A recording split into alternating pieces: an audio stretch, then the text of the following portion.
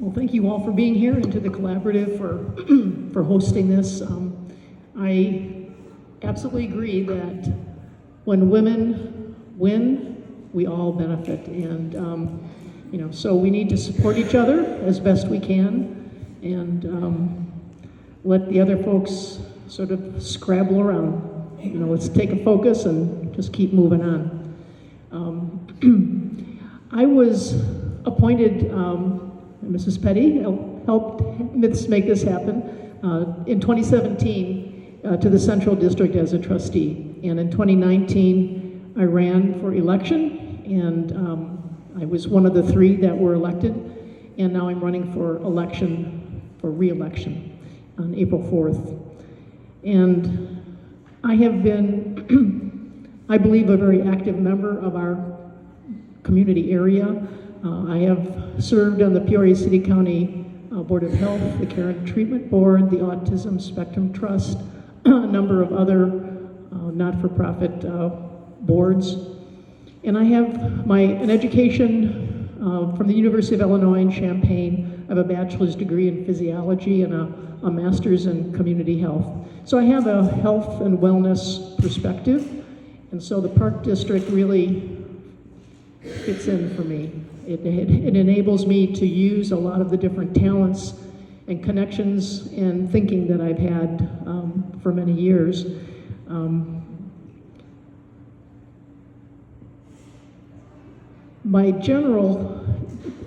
So the focus of prevention is, I think, key critical in wellness when we think about the Park District.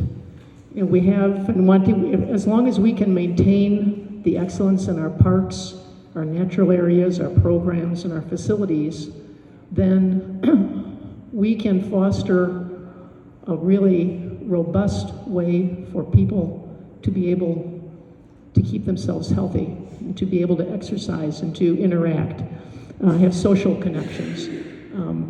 Back years ago, I became involved with pickleball, and it was a struggle at the time to get the park board to recognize the importance of pickleball. It was just a growing sport, and now you hear about it everywhere, right? So I consider myself a trailblazer, so you want to follow me. But what amazing thing about pickleball is the social aspect of it, because you just get with a group of people and you have fun. So I envision that in other, I know if you could go to yoga, if you're a yoga person, you probably have that same kind of experience. So that's what I want to foster for people. We faced, like many other elected entities, the pandemic, and there were great challenges.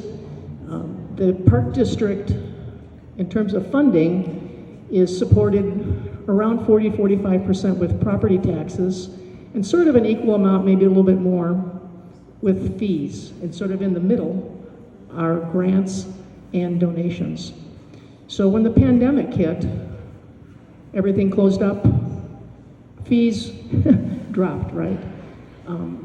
And even years before that, property taxes have been going down because assessed valuations have been going down. So the staff really had to sort of reimagine how to provide services, how to keep things open. And I think they did a great job. Along with trustees, we worked together, and we ended up, after those pandemic years, with balanced budgets, and we increased some of the reserves for the Park District. So we were financially a bit better off, but you look to the future and we have to maintain that steady course. I'm proud of what we accomplished. Even though we had the pandemic, there were lots of things that we accomplished. In my key areas that I sort of categorize what I'm focused on is maintaining the excellence of our natural areas and our parks. And in these past 4 years, we've acquired the Forest Park Nature Center, which is the lands that the Rutherford Foundation had. Donovan Park has achieved level 1 arboretum status, and we hope that it will move on to level 2. We put in 8 new pickleball dedicated courts in Glen Oak Park. And I don't know if many of you are aware that in Springdale Cemetery, there is an historic savanna. It's from the glaciers. There are very few acres of historic savanna left, and they were under threat of being converted into grave sites for quite a number of years. And with the intergovernmental agreement that we adopted in 2022, I was able to make sure that we could ensure that that property, that the savanna is going to be transferred to the Park District so that it will be saved and we won't have to keep fighting that battle. The area of diversity, equity, inclusion, and accessibility, we have made great strides in that area. We have a really robust committee. Some of the folks in this room are members of it, and we have used the model that the school board was working on to develop a policy that we are expecting to adopt in March, so that we will have a contractor policy that is as aggressive as we can make and has higher expectations. And in my next term, what I want to do is to make sure that we take that kind of concept to the city and the county so that we can have a unified kind of voice for contracting, so we can promote minority contractors and women-owned businesses in the city and the county of Peoria, in West Peoria and the Heights. We've had successful public-private partnerships. We now have connection with the YMCA and the Riverplex, a joint membership that's really expanded how people can use the Riverplex memberships. And I just attended today, there was an open house at the Franciscan Recreation Center where the regional office of education has opened up their alternative school in the Franciscan Rec Center.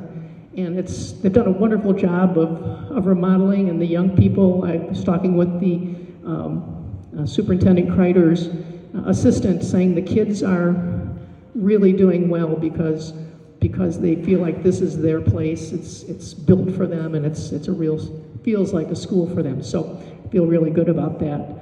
In my next term, I want to continue working, as I said, on the diversity, equity, and inclusion.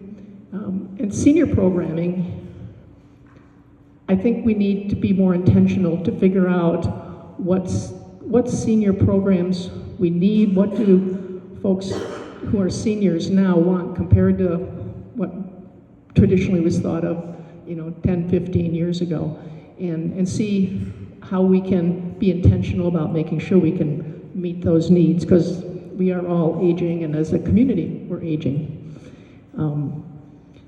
Another major focus is in the area of urban forestry and nature therapy. When Harrison and McKinley schools are torn down, there is a lot of land that's going to be available. And we know the PHA wants to do housing development around Harrison and maybe other areas. And I'm going to be focused like a laser, and along with Trustee Sierra from the Southern District, to work on getting intentional tree and nature restoration, so that folks in the South Side can benefit from having a place that they can go and feel calm, that can aid in the cooling of the area.